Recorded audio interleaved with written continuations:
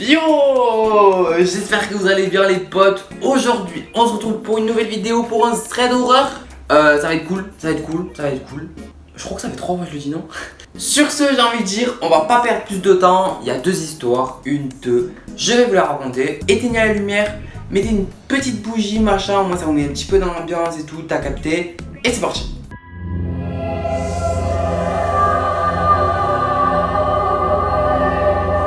L'histoire s'est déroulée il y a 6 ans dans un quartier à Toronto. C'était l'été, donc bon voilà, il y a tous les enfants qui sont en vacances, etc. Et il y a un soir, donc Hugo et ses cousins qui sont chez eux et ils regardent un film tous ensemble. Vers environ 19h, il y a Hugo qui commence à avoir faim. Il se décide à descendre de chez lui, à aller à une épicerie qui est vraiment pas loin, au moins voilà, il prend un petit truc, il sera content. Une fois arrivé devant l'épicerie, il remarque un mec avec une cagoule noire, un petit peu cliché, vous voyez des films d'horreur. Bon, il attend devant, un peu bizarre, en plus le mec il est en train de fumer sous un panneau qui dit interdit de fumer, mais bon, c'est un peu ironique quoi.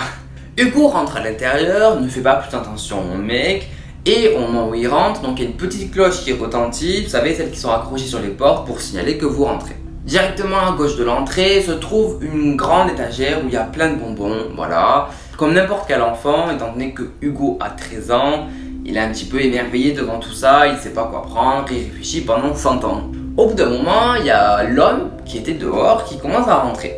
Et il se place vraiment pas loin de Hugo, derrière lui. Mais en plus, Hugo il sent que quelqu'un le regarde. Il sent qu'il y a un regard qui se pose sur lui, donc bon, il se dépêche, il prend 2 trucs, il va à la caisse, il paye et il sort. Quand il commence à sortir, à partir de 10 secondes à peu près, il entend la cloche sonner. Donc soit quelqu'un vient d'entrer, soit quelqu'un vient de sortir. Il se retourne pour vérifier quand même, au cas où. Il jette un coup d'œil derrière lui pour observer et il voit justement cet homme avec absolument rien dans les mains. Donc le mec il attendait, il est allé dans l'épicerie, il a rien acheté, il est ressorti un petit peu après qu'il soit sorti Hugo. Un petit peu étrange quand même. Bon, Hugo il fait attention, donc il commence un petit peu à accélérer. Il voit que le mec derrière il commence un peu à accélérer aussi. Il entend un bruit de pas qui accélère également. Donc bon, il commence à tailler quoi. Bon, Hugo il commence à faire demi-tour, il commence vraiment à courir, il accélère, il continue à entendre les pas derrière lui qui avancent. Donc il sait voilà que le mec il est en train de le tracer, il est en train de le suivre. Heureusement, son immeuble était vraiment pas loin, c'était vraiment à côté, donc il est arrivé à temps. Il y avait un mec qui était en train de rentrer dans le hall, du coup la porte était déjà ouverte. Il s'est faufilé, il est rentré et il a un petit peu soufflé dans le hall. Quelques secondes après, le mec est déjà parti, celui qui était dans le hall, mais le mec qui le poursuit est devant la porte et essaye de l'ouvrir. Heureusement, elle est fermée par des cols, etc. Bon, Hugo il a quand même la frousse parce qu'on sait jamais qu'est-ce qu'il peut faire le mec ou s'il connaît le code. Donc il ouvre la deuxième porte, il appelle l'ascenseur et là quand l'ascenseur arrive, le mec comprend donc que c'est bon, c'est mort, il l'aura pas.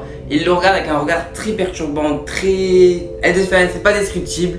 Mais bon, Hugo rentre dans l'ascenseur, vraiment il a retenu ce regard qu'avait ce gars, mais flippant.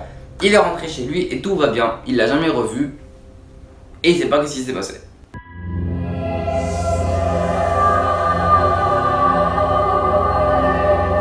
La deuxième histoire.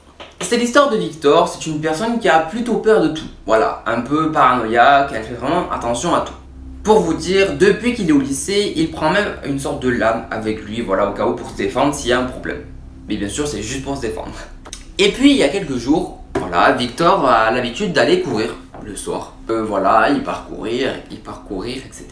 Tout se passe bien, quand soudain, il remarque une camionnette blanche. Vous savez, un petit peu cliché d'ailleurs des films d'horreur et tout. Il voit qu'elle est en train de le suivre. Étant donné qu'il est un peu paranoïaque et tout, il commence un petit peu à flipper et tout. Il se dit bon, je vais changer de direction, au moins si la voiture elle me suit, ben, il verra très bien qu'elle suit, ou si elle suit pas, ben tant mieux. Donc au final, il prend des directions différentes et la voiture n'est pas là. Donc tant mieux. Il reprend sa course normale, voilà son petit sport, sauf que là la voiture réapparaît. Et là, ça pose problème, parce que lui il est vraiment en train de cogiter dans sa tête et il en peut plus. Donc, il sprint jusqu'à chez lui, c'est pas hyper loin et il rentre chez lui tranquille, au moins il est en sécurité. Il sait pas si la voiture le suit vraiment, mais au moins il est tranquille. Le lendemain, il est en famille, il va donc avec sa famille faire les courses. Jusque là ça va, donc il se gare sur le parking et là il voit la même voiture. Bon, il a rien dit à personne, hein, c'est pas forcément sûr qu'il a été suivi, donc pas besoin de paniquer non plus. Bon, il essaie de se garer son calme, il se trouve c'est une coïncidence, là il y a beaucoup de voitures qui se ressemblent, la même marque et la même couleur. Et c'est là qu'il s'est dit, qu'il n'a pas pensé à regarder la plaque d'immatriculation. Donc, il ne sait pas du tout en plus si elle correspond également. Les courses sont finies, quand ils ressortent sur le parking, la voiture n'est plus là, donc vraiment tout va bien. Mais évidemment, c'est pas fini, vous vous en doutez, donc le soir même, il retourne faire sa petite course habituelle et c'est là qu'il retourne sur la voiture à partir de 10 minutes environ, donc la voiture qui commence à le suivre. Il retient cette fois-ci donc la plaque d'immatriculation, tel un espion, et il rentre chez lui pour être en sécurité également. Donc finalement, sa course, il l'a vite fini. Le lendemain, il recommence sa petite course, voilà, il va pas s'arrêter de vivre non plus, mais au moins vu qu'il a la plaque d'immatriculation, il sera sûr que s'il retourne sur la voiture, il sait que c'est la même.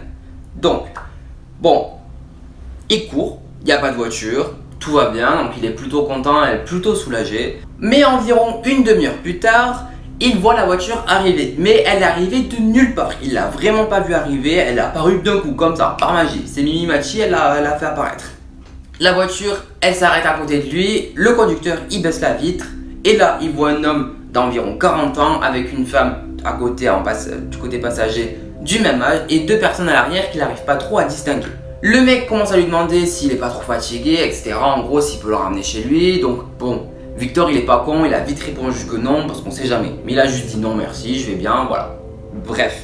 Puis, bien évidemment, comme dans tous les films d'horreur, parce que ça serait pas drôle, il voit que les deux portières arrière commencent à s'ouvrir. Donc les deux personnes sûrement qui sont à l'arrière, qui commencent à ouvrir les portes, et sûrement pour le choper et le mettre dans la camionnette. Bon, il se laisse pas faire. Cette fois-ci, donc il avait bien pris son couteau, Victor, comme il prenait au lycée, pour se défendre. Donc il a commencé à les menacer et à frapper ceux qui commençaient à s'approcher. Aussitôt, bien évidemment, ils ont pris la fuite, ils ont pas trop forcé parce qu'en même temps, le mec il a quand même un couteau, il avait l'air chaud, voilà. Donc ils sont partis, donc Victor a aussitôt appelé les flics, bien évidemment, hein, il n'est pas resté comme ça. Les flics sont arrivés, il leur a tout expliqué, il leur a donné leur rapport, etc. Tous les petits blabla qu'il fallait faire. Ils l'ont ramené, bien évidemment, parce que moi je ne serais pas rentré en courant, hein, c'est bon, c'est mort. Plusieurs jours après, Victor a eu des nouvelles de la police, donc la police lui a expliqué voilà, que le conducteur a été retrouvé avec également la camionnette. Par contre, dedans, voilà, il y avait des rubans adhésifs, il y avait de l'alcool, il y avait des cordes, il y avait des sacs poubelles et des produits nettoyage. Peut-être qu'il faisait un grand ménage, je sais pas, ménage de printemps, mais voilà quoi. Tout va bien maintenant. À ce jour, ça fait quand même plusieurs années que ça s'est passé. Il n'a toujours pas compris pourquoi c'était lui. Machin, etc. Bon, même si le chauffeur a été interrogé, il a juste dit, je cite, c'est pour les enfants. Alors ça veut un petit peu rien dire, mais voilà. Écoutez, c'est comme ça. Qu'est-ce qui s'est passé réellement? Quelles étaient vraiment les envies ou les attentes? Je ne sais pas. Qu'est-ce qu'il voulait? Et bien écoutez, c'est tout. Voilà, c'est tout pour cette vidéo. Deux petits extraits d'horreur. Ils étaient cool, voilà. Un petit peu long je pense, mais voilà, j'en ai mis que deux, ils étaient pas mal comme ça. J'espère que vous avez kiffé, n'hésitez pas à vous abonner bien évidemment, ça fait le petit soutien et tout, vous connaissez, ça fait plaisir. Le petit like, le petit pouce bleu bien évidemment, un commentaire, n'hésite pas, dis-moi si t'as eu peur, parce qu'en vrai, je sais pas si ça vous fait peur, en vrai je sais pas si ça font peur, mais elles font plutôt pas mal je trouve. En tout cas n'hésite pas à t'abonner, et je vous dis à bientôt, ciao ciao les potes.